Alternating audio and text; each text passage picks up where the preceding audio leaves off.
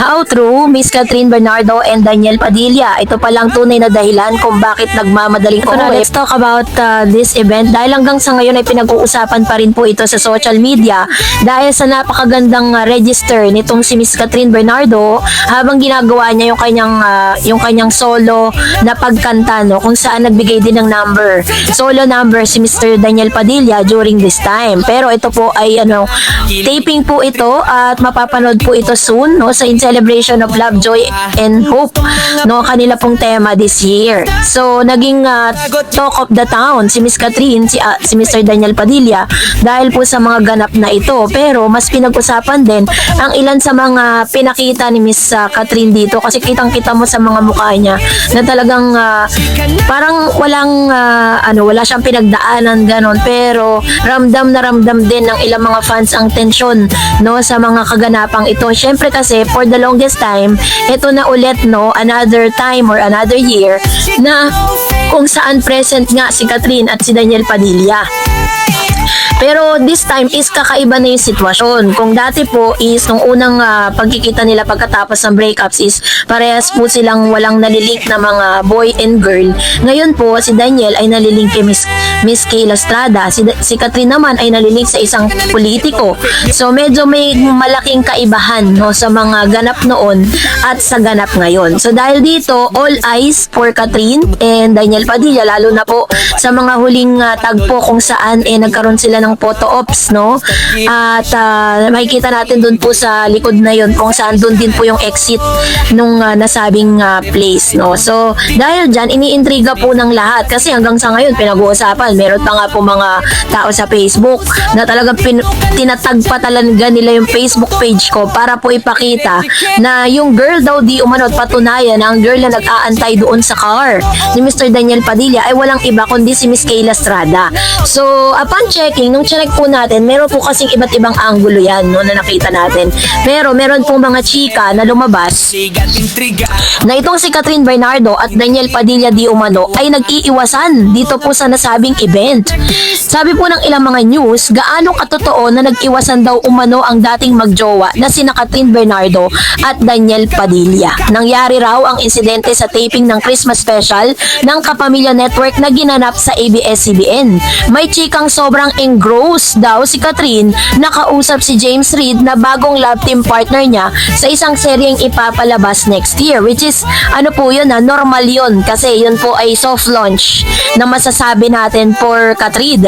So kasabay nga nito, nagkaroon din ng solo production number si Catherine bago nagpasakali si James at kinantahan siya.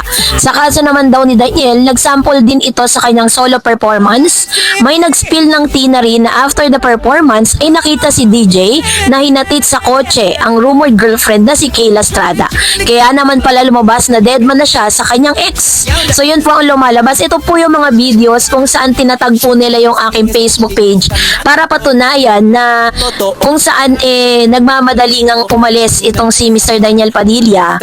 Tapos dumaan, parang dinaanan lang daw di umano si Miss Catherine. So marami mga nalungkot dito kasi yung dati daw na magkasama ngayon ay very strangers na sa isa't isa. So ito po yung video na yun, si Kayla Estrada is naunang lumabas.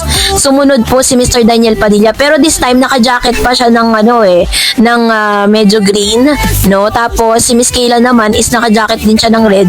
Pero pag akyat niya dun sa car or pagkuha po ng mga videos na kung saan may girl nga na nag-aantay doon is t-shirt na lang na red ang nakita. Ayun.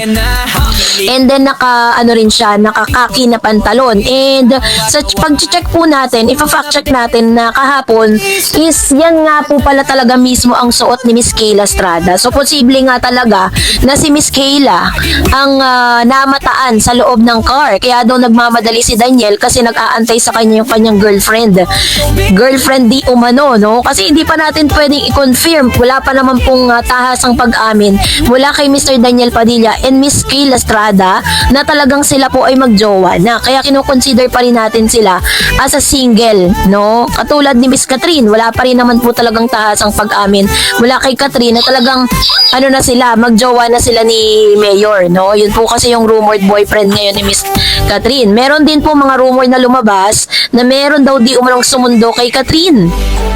Aba, mukha talagang sinaktan ng todo ang mga Katniel fans dahil talagang magkahiwalay sila ng exit silang dalawa. Nauna pong mag-exit si Miss Kayla, tapos sumunod si Daniel Padilla kasama si Joshua Garcia at ilang mga aktor, no, nakasama po rin ni Mr. Daniel Padilla. Kasama niya dito si Mr. Anthony Jennings. Ayan. So, yun po yung mga usap-usapan sa social media.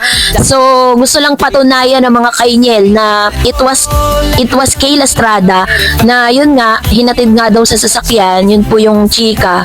Si Mr. Daniel Padilla pa mismo ang naghatid. Yun po yung mga chika-chika sa social media. So, whatever it is, diba? Ano man po yung kanilang, ano man po yung chika or buong kwento patungkol sa bagay na ito, hindi naman din natin talaga saklaw ang kalooban ni Daniel. Hindi natin saklaw ang kalooban ni Catherine. Hindi rin natin po control ang kalooban ni Kayla. No, whatever is the level of their relationship is na yon. Kumbaga parang kaya na natin sa kanila yan. Kung aamin sila sa publiko, then good. Pero kung hindi at mas gusto nilang privado. No, kasi sometimes sa mga parang natuto na rin talaga mga celebrities ngayon. Parang gusto na lang nilang i-keep. Meron silang gustong i-keep sa sarili nila. Parang ayaw nilang lahat ilabas sa social media. Lalo na't ngayon ang dami pong konting pagkakamali mo lang. Talagang parang merong tinatawag na cancel culture. Diba? Pag nagkamali ka, nagkaiwalay kayo, kahit hindi pa alam yung buong kwento, is mahuhusgahan ka from head to toe. So yun po yung iniingatan ngayon ng mga artista. Kaya tingnan nyo, di ba, parang mas ginugusto nila na isikreto na lang yung mga bagay-bagay patungkol sa mga love life nila. That's really the main reason kung bakit marami mga artistang mas pinipili na manahimik patungkol sa kanilang mga karelasyon.